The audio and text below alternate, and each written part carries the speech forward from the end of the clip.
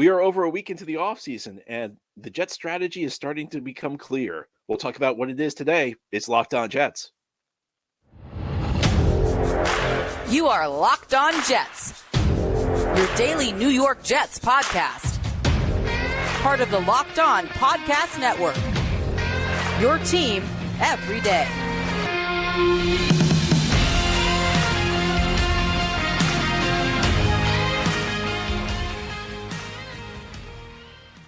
This is the Locked On Jets podcast, part of the Locked On Podcast Network, your team every day. It's Tuesday, March 19th, 2024, and I'm your host, John B. from GangGreenNation.com. Thank you so much for making the show your first listen or first watch every day. Subscribe to the show for free on YouTube or wherever you get your podcasts so you get new episodes as soon as they're posted. If you enjoy the show and are listening on a podcast source, please give it a 5-star review. And if you're watching on YouTube and enjoy the show, give this episode a big thumbs up. It helps us out and helps other Jets fans find the podcast. Today's episode is brought to you by Gametime. Download the Gametime app, create an account, and use code LOCKEDON for $20 off your first purchase. We are now over a week into free agency in the NFL. The Jets have made a number of moves, and because the Jets have made a number of new moves, we can now start to figure out what their strategy is this offseason. We're going to talk about that on today's episode. Now, I think clearly the Jets' number one focus this offseason, their top priority, and we can now see this, was rebuilding the offensive line. And I think that should be not a surprise to anybody. I think that it was pretty obvious that was going to be at the top of the list, because if you watch the Jets in 2023, you know that a huge part of the reason the offense failed was the offensive line. I mean, there were three issues that with the Jets offense in 2023 that stood out above all others. There was quarterback. Of course, they lost their starting quarterback the first drive of the season. We know that that's going to be fixed by Aaron Rodgers coming back from injuries. So that leaves us with two other things that need to be fixed. There's the offensive line, and there's the wide receiver position. And this is not an either or kind of thing. Jets need to fix both. But I think we saw that their strategy was to fix the offensive line first above all else. And it began with a move that I found kind of surprising, the fact that they cut Laken Tomlinson. I really thought they were going to bring Laken Tomlinson back, and I was pleasantly surprised that they let Laken Tomlinson go. So what did the Jets do? Well, they had three positions that needed to be filled on the offensive line. They needed to fill the left tackle position, they needed to fill the left guard position, and they needed to fill the right tackle position.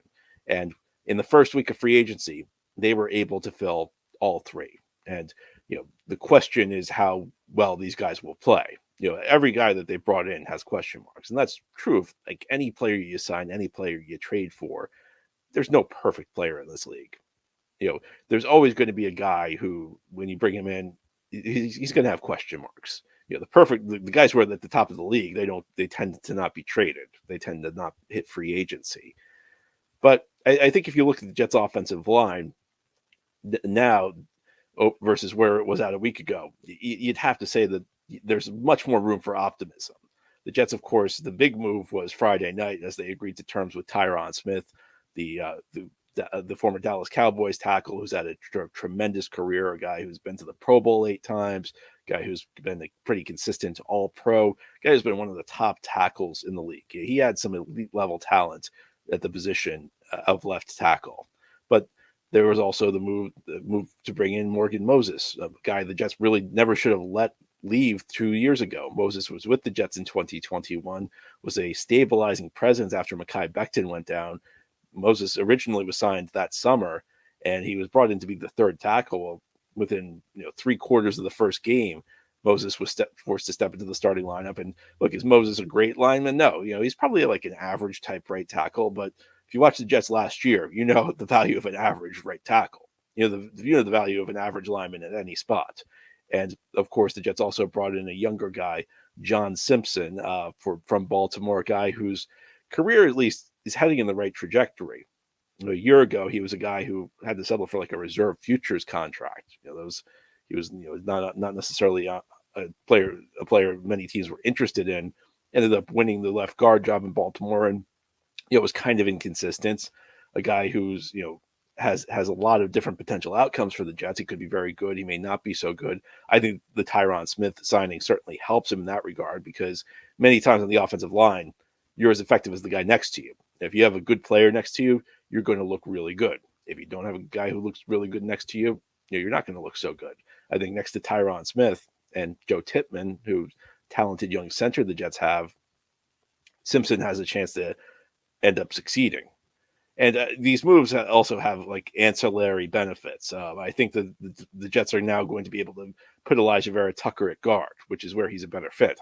I'm not going to lie to you. Heading into this offseason, looking at the markets at guard and tackle, it seemed like it would be easier to procure guards than it would be tackles. And I was concerned that the Jets would just go out and get a guard and stick Elijah Vera Tucker at tackle. I don't think that would be the best thing for AVT. I think the AVT is best suited at guard. If the last couple of years he's been pressed into duty outside at the tackle position, and he's held up okay, relatively speaking. If you're grading on a curve, this is a guy who really plays guard, and they have to throw him out of tackle in an emergency. Yeah, he's looked okay in that sense, but I think is in the long run, for the best thing for him is just play at guard, stay at guard. He's been, the last couple of years, and he hasn't really been on the field that much, but whenever he's been at guard, he's played pretty well. And I think that, if you look at his physique, if you look at, his arm length, that's always that could be an issue at the tackle position. It's not really a big issue at the guard position, though. So I think that's another benefit. And the Jets have been pretty vocal that they're going to keep AVT at one position this year. There's going to be no more moving him around, because the last couple of years they've kicked him out to tackle because of some injuries, and he's gotten injured after the fact. Now, is there a one-to-one? Is there a one-to-one reason? They moved him, and that's the reason he got injured. I don't know if you could say that, but earlier in the offseason, Robert Saleh did kind of imply that the Jets believe that that's partially the case. So, you look at this offensive line right now, it's got potential. I don't think you can say I think before any offensive line plays a full game together, you can never say that this is going to be a great offensive line. You don't know how the pieces are going to work together. And in the Jets' case, there are some question marks here. Smith and AVT, both injury question marks. Smith has missed 37 games over the last 40 seasons. There are some age question marks. Both tackles are 33 years old. Now, both are still playing pretty well. This isn't heading into last season where you're playing with a clearly declining Dwayne Brown, a guy who's clearly not what he used to be. But, when you reach that age, there's always question marks. There's also question marks about, how good can some of the younger guys get? Simpson and Tippmann. Tippmann held up pretty well last year, but we don't really know how good he is yet. Simpson, we don't really know how good he is yet, because he was in Baltimore. He really only has, he kind of stepped into the starting lineup last year. It was probably the best season of his career, but his level of play wasn't super, super high. But you could also make an argument that he's an ascending player, a guy who's gotten better through his time in the league. So lots of different question marks on this offensive line. What I will say is that there's greater potential with this line than there was with last year's line. Last year's line, it was like you had to try and talk yourself into like everything going perfect. And if it did, maybe the Jets could be like a middle of the pack type of line. If Brown could hold up at 38 and if Becton could stay healthy and actually play well, and all the other ifs, if Laken Tomlinson could bounce back, there were a lot of ifs. And even if everything went great, the Jets offensive line still wasn't going to be very good. This year, there are lots of ifs, but the ceiling's higher. This could be an above average offensive line if everything works out the way it should.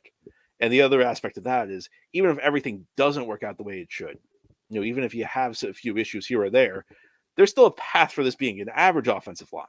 And if you watch the Jets last year, I don't need to tell you how valuable an average offensive line will be, because you also have a quarterback who's going to be able to take advantage of an average offensive line in a way maybe you did not a year ago. A year ago, after Rodgers got injured, you pretty much needed everything to be perfect on offense, and there was no way it was going to be perfect on offense given the players the Jets had. The Jets now do have a quarterback who can take advantage even if the offensive line is average. Now, here on the Locked On Jets podcast, we'll continue our discussion on Jets offseason strategies. We know that they've focused on the offensive line, but I think there's another element here. I think that they've focused on trying to unlock players who have some upside. We'll talk about who those players are as we continue this Tuesday edition of Locked On Jets. This episode of Locked On Jets is brought to you by Gametime. You should not have to worry when you buy tickets to the next big event. Gametime's the fast and easy way to buy tickets for all the sports, music, comedy, and theater events near you. With killer last-minute deals, all in prices, views from your seat, and their best price guarantee, Gametime takes the guesswork out of buying tickets. Gametime has so many benefits. You can get the views from all seats in the venue. They have the lowest price guarantee, event cancellation protection, and so much more. You can buy tickets in seconds with just 2 taps. I've used Gametime myself. Super easy to use. And my goodness, some of the deals I've gotten, I couldn't believe them. Take the guesswork out of buying tickets with Gametime. Download the Gametime app, create an account, and use code LOCKEDON for $20 off your first purchase. Terms apply. Again, create an account and redeem code LOCKEDON, locked on. That's one word with no space for $20 off. Download Gametime today. Last minute tickets, lowest price, guaranteed. Thank you for making Locked On Jets your first listen or first watch every day. A big shout out to you everydayers. This is a daily podcast covering the New York Jets. We have new episodes each day through the week, Monday through Friday. As you know, Locked On has launched the first ever national sports 24/7 streaming channel, Locked On Sports Today. Well, baseball fans, mark your calendars for March 20th at 7 p.m. Eastern for the best MLB season preview coming exclusively to Locked On Sports Today. On March 20th at 7 p.m. Eastern, be the first to get local insight from MLB local experts of the Locked On Podcast Network. Find it on March 20th at 7 p.m. on the Locked On Sports Today 24/7 streaming channel on YouTube or the free Amazon Fire TV channels app. And today on Locked On Jets, we're talking about what the Jets' offseason moves have told us about their strategy for building this team. Now, I think that if you look at some of the signings, they're kind of trying to find guys with unlocked potential. And we've already talked about one of those guys, John Simpson. And, sometimes the best free agent moves you make are not the Tyron Smiths of the world, because everybody knows that they're great. But, it doesn't take a genius to figure out Tyron Smith is a great player. Sometimes the best moves you make are the guys who are ascending players, guys who, maybe don't have the headlines yet, but you figure out, what, we can figure out how to unlock these guys. We can figure out how to make these guys play to their potential. Maybe they haven't done it yet, but that's something we're confident in our ability to do. And I'll be honest with you, many cases teams make a mistake doing this. Jets have made their fair share of mistakes under Joe Douglas trying to do this, but sometimes those are the best moves. A good example where it succeeded was 2 years ago with DJ Reed, where Reed had a really solid 2021 season with the Seattle Seahawks. It was a sign that maybe this player was on the rise. Jets were able to get him on a relatively inexpensive free agent deal. He's been a great number 2 corner for them. And that after the drafting of Sauce Gardner, he kind of got pushed to the number 2 corner role. There are a lot of teams where DJ Reed would probably be the number 1 corner. I think there are 2 players who really stand out in this area for the Jets. The first is John Simpson, who we've discussed. And is a guy who's, if you're looking trajectory, if you're looking at like where this guy's been in his career, where, he was a guy who didn't show a whole lot with the Raiders. They let him go. He goes to Baltimore. He earns a starting job at left guard. Plays pretty well. It plays reasonably well, I guess, well enough to get a contract with the Jets. Question is he continuing to rise? Is he continuing to be an ascending player? And again, the guys the Jets are sticking in next to probably will help him out. It's easy to say, well, he was the left guard on the number 1 seed in the AFC. Well, that doesn't really mean a whole lot. But the idea that he's kind of risen, that he finally earned a starting job last year, that it's a sign that he's making progress. That's potentially a guy that the Jets could sign who, could work out well for them.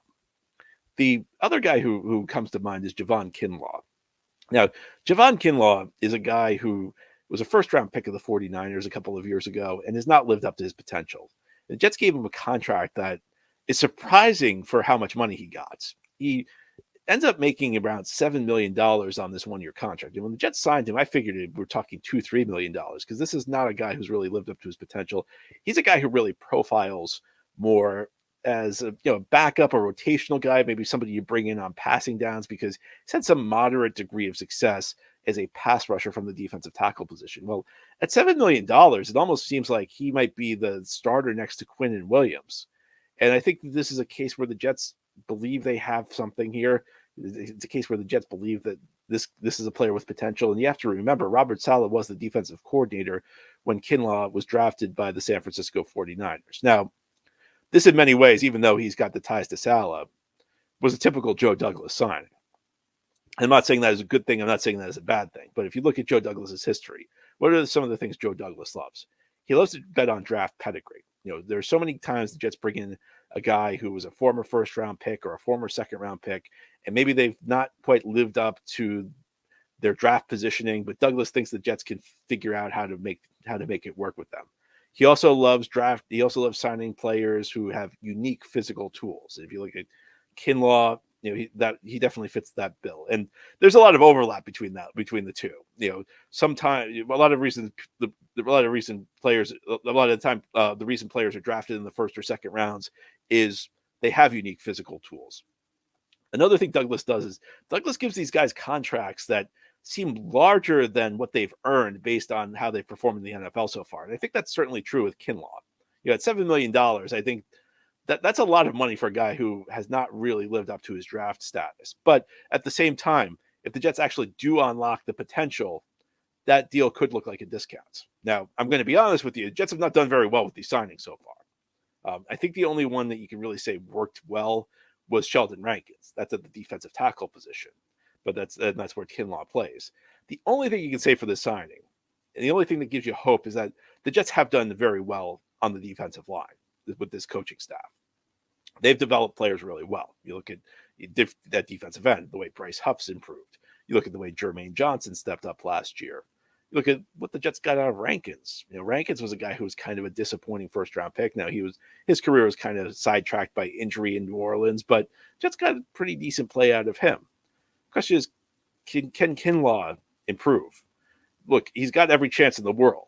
I've been pretty vocal about this. I think that next to Quinnen Williams, there are going to be a lot of guys who look good because Quinnen Williams is going to eat up most of the attention. He's the guy that's going to get most of the double teams. In the NFL, there are 5 offensive linemen. There are typically 4 guys rushing the passer on any given play.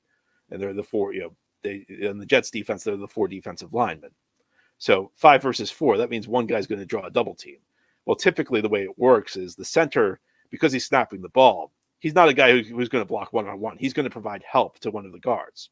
The guards block the tackles. So typically the guy that's going to get double team is going to be one of your defensive tackles. And when you're playing the Jets, most of the time that's going to be Quinnen Williams. Teams are going to direct their double teams toward Quinnen Williams to try and slow him down. That means Kinlaw is going to have plenty of one-on-one opportunities.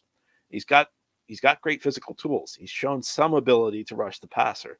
The question is, can the Jets unlock him? Can the Jets coaching staff figure out why he wasn't as productive in San Francisco and tap into that and get more production than the 49ers did? And look, I got to be honest with you, all the stuff I'm saying, it feels like a lot to ask. It feels like a lot to ask for the Jets to get more out of a player than the San Francisco 49ers did, but that is the strategy. And it's not impossible. And, for all the issues the Jets have on the offensive side of the ball, for all the issues the Jets coaching staff has, and it's not a great coaching staff by any stretch of the imagination, I think you would have to say that this is a pretty decent coaching staff when it comes to the defensive side of the ball, particularly along the defensive line. So if there's one spot the Jets were going to do this, and I'll be clear, I'm not a huge fan of the Jets taking this approach, trying to resurrect the guy who's been the disappointing early round pick, because it hasn't really worked very well for them. But if there's one spot the Jets are going to do this, defensive line is probably where it should happen. So that's what we'll see what we get out of Kinlaw. But once again, Joe Douglas trying to bet on upside. We'll see how it works out. Now, ahead here on the Locked On Jets podcast, we've already talked about what the Jets have done, but there's still some work to be done. As we continue here on this Tuesday edition of the show, we'll talk about some of the areas the Jets still need to work on and potential options for those areas as we continue. Again, that's continuing this Tuesday edition of Locked On Jets. This episode of Locked On Jets is brought to you by Robinhood Retirement. Did you know that even if you have a 401k for retirement, you can still have an IRA? Robinhood has the only IRA that gives you a 3% boost on every dollar you contribute when you subscribe to Robinhood Gold. But get this, now through April 30th, Robinhood is even boosting every single dollar you transfer from other retirement accounts with a 3% match. That's right, no cap on the 3% match. Robinhood Gold gets you the most for your retirement thanks to their IRA with a 3% match. This offer is good through April 30th. Get started at Robinhood.com/boost. Subscription fees apply. And now for some legal info. Claim as of Q1 2024, validated by Radius Global Market Research. Investing involves risk, including loss. Limitations apply to IRAs and 401ks. 3% match requires Robinhood Gold for 1 year from the date of the first 3% match. Must keep Robinhood IRA for 5 years. The 3% matching on transfers is subject to specific terms and conditions. Robinhood IRA, available to U.S. customers in good standing. Robinhood Financial LLC, member SIPC, is a registered broker-dealer. This is the Locked On Jets podcast. On this Tuesday, we're talking about Jets offseason so far. We've talked about some of the strategies that they've displayed in their free agent signings, but there's still some work for the Jets to do. Jets entered this offseason with some pretty pronounced holes, and they've tried to address some of them, particularly along the offensive line. The Jets also had a kind of an under-the-radar need at defensive tackle, and it was more of a quantity need than a quality need. Jets have great quality at defensive tackle with Quinnen Williams, but they did not really have many players signed on the roster. Williams was the only defensive tackle of any note who was under contract entering the offseason. Let's have focused on that by bringing in guys like Javon Kinlaw, re-signing Solomon Thomas, another move here or there. But there's still work to be done. And I think we all know that wide receiver is a spot the Jets need to upgrade. They have not done anything yet. Now, Mike Williams was in for a visit last night, so we'll see about that. Jets sat idly by as a couple of trades that looked pretty reasonable on paper were made. Deontay Johnson going to Carolina, Jerry Jeudy going from Denver to Cleveland. Felt like the Jets maybe had something up their sleeve. We haven't seen it yet, and time's kind of running out on the wide receiver markets. There's always the possibility that some player hits the trade market. There's a possibility somebody like Brandon Ayuk becomes available. I'm not even going to dream of Justin Jefferson, but Mike Williams might be the last kind of impact type receiver who's available. So, there might be there might be some pressure on the Jets to get that one done, because after that, I feel like the quality falls off quite a bit. Then you're down to like the Tyler Boyds of the world. And then once, after you get past Boyd, I'm not sure there's really anybody who can help you. I mean, I certainly don't want any part of Odell Beckham Jr. So, time kind of running down on the Jets at the wide receiver position. We'll see what they can do there. I think there are other spots the Jets need to address as well. We've talked about the Jets improving their offensive line, but offensive line depth needs to be improved. And that's especially true when you're dealing with a couple of guys who are injury risk. Look, offensive line injuries happen anyway. There are guys who are durable who can get injured. Nick Mangold was as durable as anybody at the center position. He still had to miss games through his career. On the offensive line, there are lots of bodies rolling around, very physical play. Sometimes you just step in the wrong place and you suffer an injury. So the Jets need to improve their depth, because right now the depth is not very good. And maybe the Jets believe in Carter Warren, but I don't really know what Carter Warren showed his rookie season that would justify a lot of faith. Sometimes this can be done through the draft. Sometimes to find offensive line depth, you have to hit in the middle to late rounds. And unfortunately for the Jets, they've not really done that. Max Mitchell does not really look like much of a player. So, maybe there's a swing tackle who becomes available, or maybe the Jets can draft somebody at 10. Because look, I'm going to say this. Signing Morgan Moses and signing Tyron Smith should not take tackle off the board at 10. What these signings do is it prevents it from being an emergency if you can't get a tackle at 10. It prevents you from feeling like you need to reach for a tackle at 10. So like if all the tackles go early, if all the top tackles are picked before you select at 10, now you're not doomed. Now you can really say, okay, we can get through the 2024 season with Smith and Moses. But that's different from saying tackle should not be a consideration anymore. It should certainly be a consideration. If Joe Alt falls to 10, you take him. A couple of reasons for this. First of all, Smith and Moses are both 33 years old, and neither of them's under contract for 2025. So a year from now, if you don't draft a tackle, you're going to need to replace two tackles again. And it's not as easy as the Jets just made it look. It's a very tricky thing to navigate, needing to replace both of your tackles. That's number one. Number two, Jets need to get younger at the tackle position. It's not just about them not being available. It's not just about them not being under contract next year. 33 years old, these guys aren't going to last much longer. You need to invest in youth on the offensive line. Third thing I'll say is, it's not like Moses is so great that he has to be in the starting lineup. We always talk about Moses' 2021 season, how he played very well for the Jets. Well, very easy to forget. He began that season as backup. He stepped into the lineup because Mekhi Becton got injured. So it's not like it's impossible to put Morgan Moses on the bench, and that would be a good situation. And you always want to have three tackles in this league.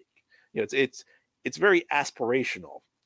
Most teams don't have two good tackles, but if you can get a third good tackle, you're setting yourself up for success. You're setting yourself up the way you need to set yourself up, because again, injuries do happen on the offensive line in this league.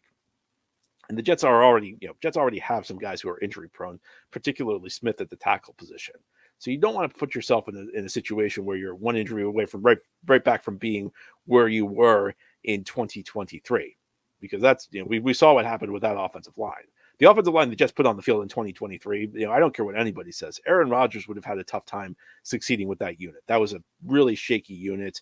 I think any quarterback, no matter who you had, would have had a really tough time, and I think the Jets offense would have struggled. Of course, the offense would have been better with Rodgers. I'm not saying it would have been just as bad, but I'm saying don't underestimate how an offensive line can affect the skill players, particularly the quarterback. And the Jets, they've done a pretty decent job, I think, through the first week of free agency, trying to fix the starters on the offensive line. But they need to improve the depth as well, because right now the offensive line depth is non-existent. There's still a lot of work to be done in that area. Anyway, that's all for today's episode. This has been the Locked On Jets podcast, part of the Locked On Podcast Network. Your team every day is our motto. As always, if you enjoy the show, hit the subscribe button where you're watching or listening so that you'll never miss an episode. If you enjoy the show and are listening on a podcast source, give it a 5-star review. And if you're watching on YouTube and enjoy the show, give this episode a big thumbs up. It helps us out and helps other Jets fans find the podcast. Enjoy your Tuesday, everybody. We'll be back tomorrow to talk more Jets.